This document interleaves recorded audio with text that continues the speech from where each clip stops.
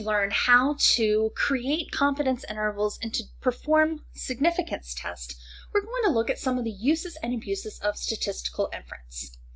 So we have these two types, confidence intervals and significance tests, where confidence intervals help us estimate a value for the population parameter, and significance test helps us look for evidence for or against a claimed value of the population parameter.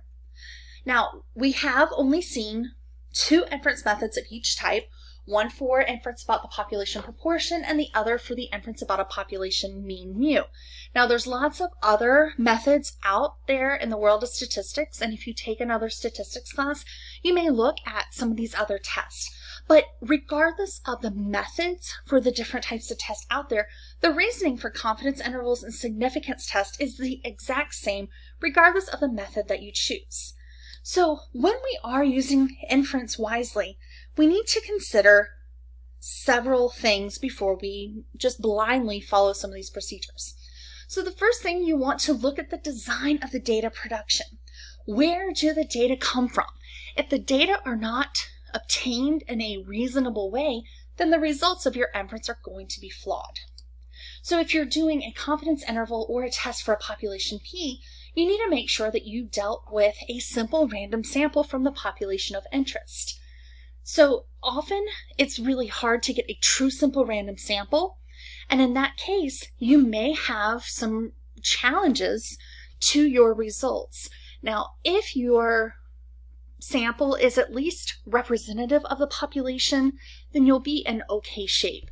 But you do need to be aware, if you did not take a simple random sample, then your conclusions may not be completely without question.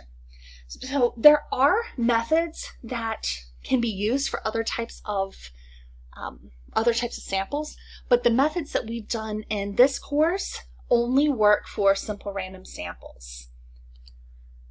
Now, if your data was collected haphazardly, or if there was some bias, it doesn't matter what kind of fancy formula you apply, badly produced data cannot be salvaged.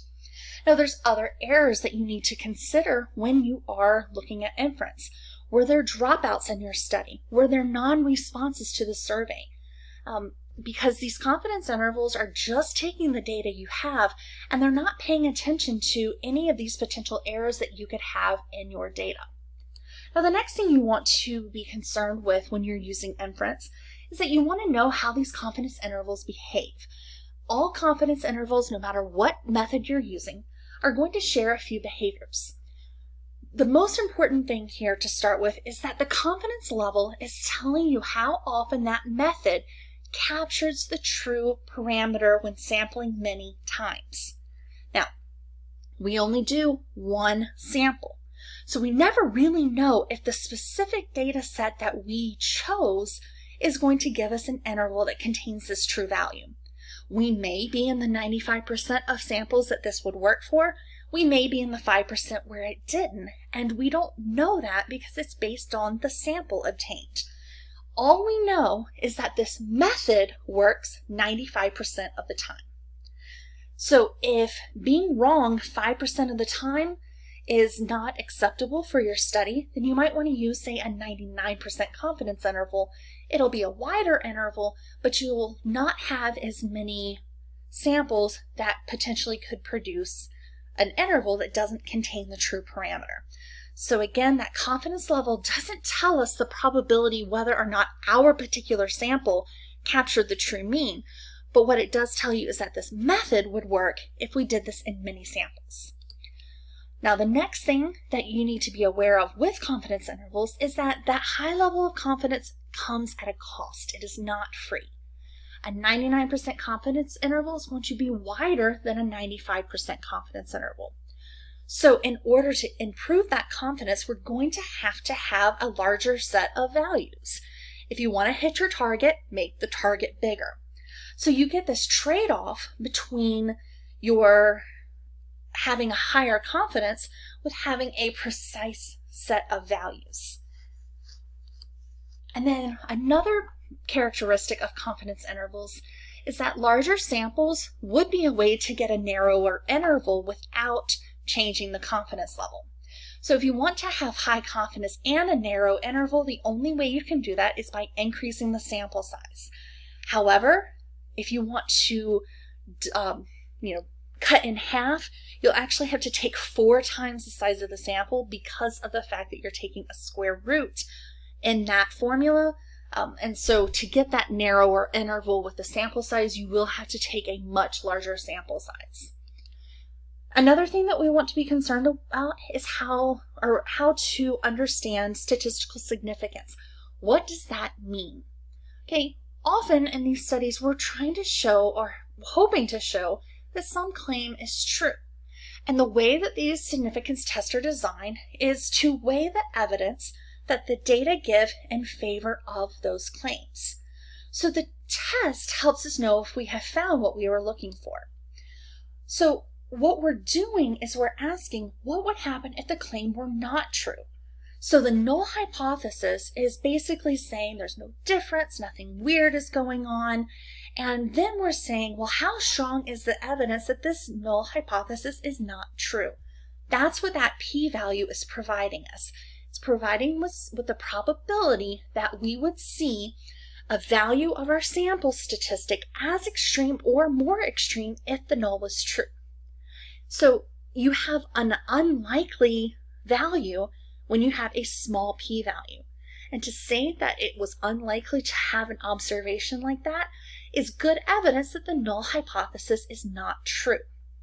So when we deal with these hypotheses, it's not as straightforward as a confidence interval, because the confidence interval simply gives you a set of values and it says, hey, we're confident that our parameter value is in this set of values.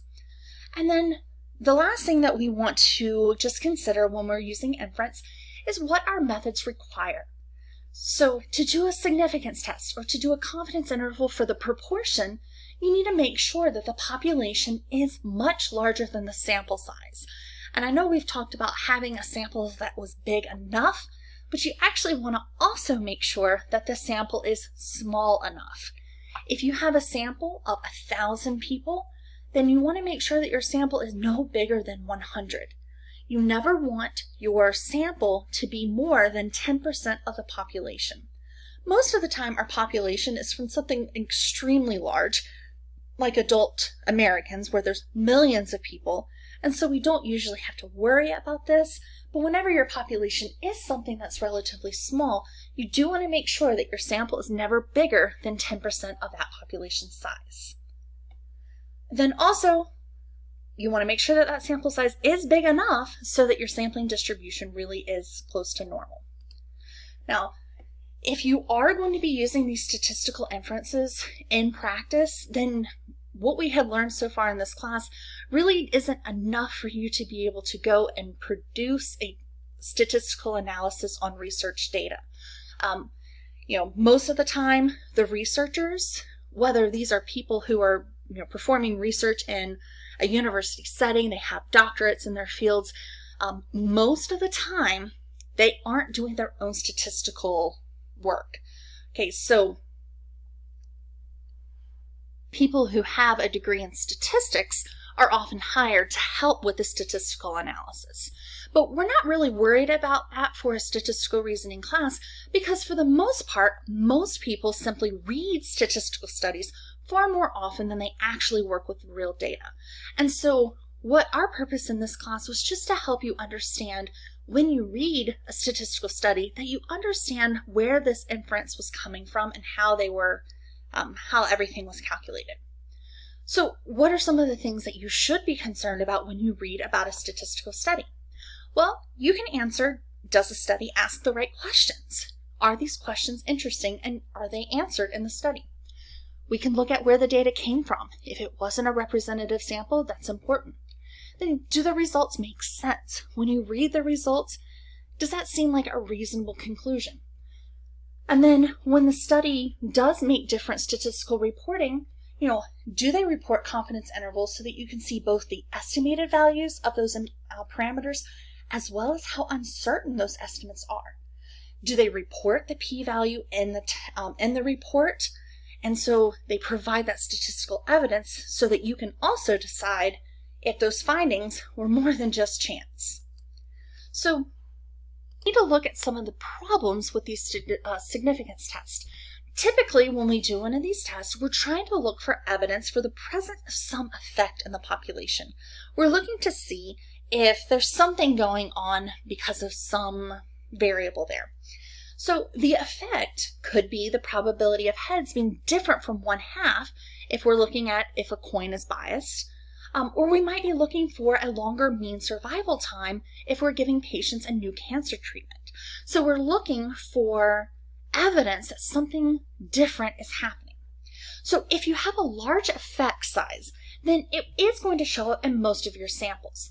The proportion of heads among our tosses would be much higher than 1/2, or the patients who get the new treatment will live much longer than those in the control group. Those are the easy ones. But what about when we have these small effects?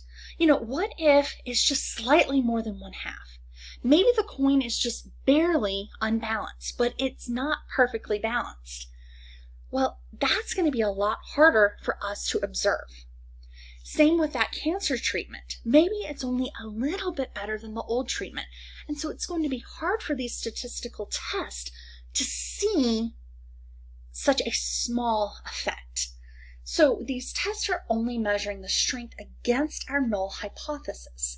So they don't tell us how big or how important the effect we seek in the population really is. So we have to be careful when we look at these p-values.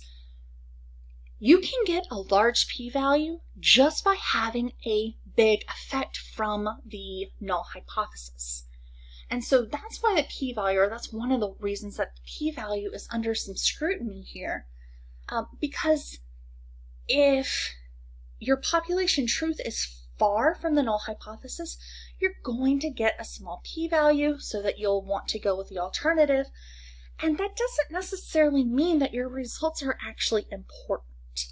So you want to pay attention to the sample size when you're reading the results from a significance test. The reason here is because larger samples make these tests of significance more sensitive. If you have a huge sample, then these tests are going to pick this up a lot easier. If you toss a coin 1,000 times, then you're going to get a low p-value even if the coin is just barely off balance. So if you knew that the coin, instead of being perfectly weighted, was weighted at 0.502, are you that impressed? Well, you really shouldn't be. That's so small of an effect there. And the problem here is, if you have a huge sample, the way these tests are designed, you're going to get a small p-value for this, simply because of that large sample. So you can see that sometimes a statistically significant result is not practically important. And that is why recently publications are requiring researchers to also produce the effect size for their study along with their p-value.